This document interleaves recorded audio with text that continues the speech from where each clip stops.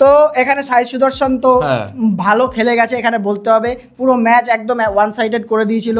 200 run, যদিও বা 200-র উপরে রান ছিল, 210 ছিল, 210, হ্যাঁ ওরা 210 করেছিল। কুমার কুশাগরা নতুন প্লেয়ারটাকে খেলিয়েছে, ঠিক আছে, প্রথম ম্যাচ 18 রান করেছে ওর সঙ্গে। এইদিক দিয়ে সাই সুদর্শন যেহেতু ছিল, ওই দিক থেকে ও একটা মানে সাথ দিচ্ছিল ওর সাথে আর কি। জস বাটলারকে নিয়ে তুই কি বলবি? জস বাটলারকে তুই এমন একটা জিনিস ভাব, তুই জস বাটলার, তুই হচ্ছে জিটির টিম, ঠিক আছে, তুই একটা প্লেয়ার জস বাটলারের মতো প্লেয়ারকে নিয়েছিস, গত বছর অকশনে নিয়েছে, নেওয়ার পরে তুই ওর উপরে পুরোপুরি ভরসা করবি কিনা সেটা বল। জস বাটলারের মতো প্লেয়ার, 100% যে টি-20-র একটা লেজেন্ডের মধ্যে একজন, ক্রিস গেল, ব্র্যান্ডন ম্যাককালামের লেভেলে কিন্তু পড়ে প্লেয়ার। তাহলে টি-20 10টা ব্যাটসম্যানের মধ্যে ওকে আমি 2-3 নম্বরে রাখবো। গত বছরে সেরকম কিন্তু পারফরম্যান্স ছিল না, এই বছর এসেও 14 বলে মাত্র 26। আরেকটা আমি ভাই একটুখানিতে আমি মানে এটাকে এগ্রি করব না। কিসে? জস বাটলারের মতন প্লেয়ারকে ওপেনিং না নামিয়ে, এই জিনিসটাও কিন্তু একটা ব্যাপার, যেখানে শুভমান গিল ছিল না আজকে, শুভমান গিল যেখানে ছিল না, ও কিন্তু পাওয়ার প্লেতে আসা মানে নিশ্চয়ই মনে আছে আপনাদের ইয়াশস্বী জয়সওয়াল আর জস বাটলার কি ধামাকা মাচা তো একদম ইয়ের মধ্যে রাজস্থানের টিমে থাকতে, তাহলে এই প্লেয়ারটাকে কেন ইউজ করছে না? অবশ্যই জস বাটলার কিন্তু এখানে ফুল পটেনশিয়াল ইউজ হচ্ছে না, এমনিও ফর্মে নেই জস বাটলারের মতো প্লেয়াররা। আর তো বললাম গ্লেন ফিলিপসকে কিন্তু আমরা গত ম্যাচেও বলেছিলাম যে গ্লেন ফিলিপসকে এখানে বসিয়ে আমার মতে জেসন হোল্ডারকে খেলানো উচিত, যে 7 নম্বরে এসে 6-7 নাম্বার এসে গান বোলার, কোনো সন্দেহ নেই এতে। টি-20-র মানে one of the most experience player Jason holder, plus হচ্ছে এখানে এই টি-20 ওয়ার্ল্ড কাপের যে ফর্মটা নিয়ে এসেছিল, ব্যাটিং ফর্ম, ফিনিশিং করছিল, সেই ফিনিশিং কিন্তু জিটি ইউজ করছে না। তো তার জন্য তুই একটা জিনিস চিন্তা কর, আমি তোকে দুটো লজিক বলছি।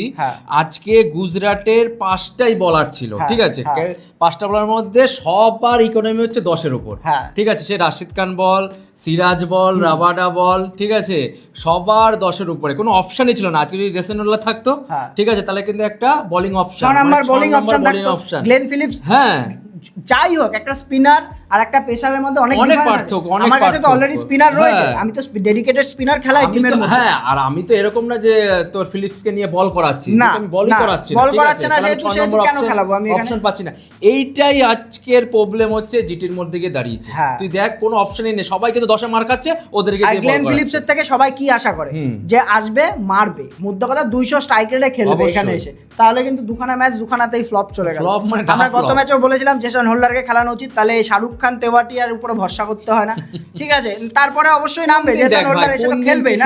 ঠিক আছে, দুটো একটা ম্যাচ হয়তো জিতেছে তো তেওয়াটিয়া আর শাহরুখ খান।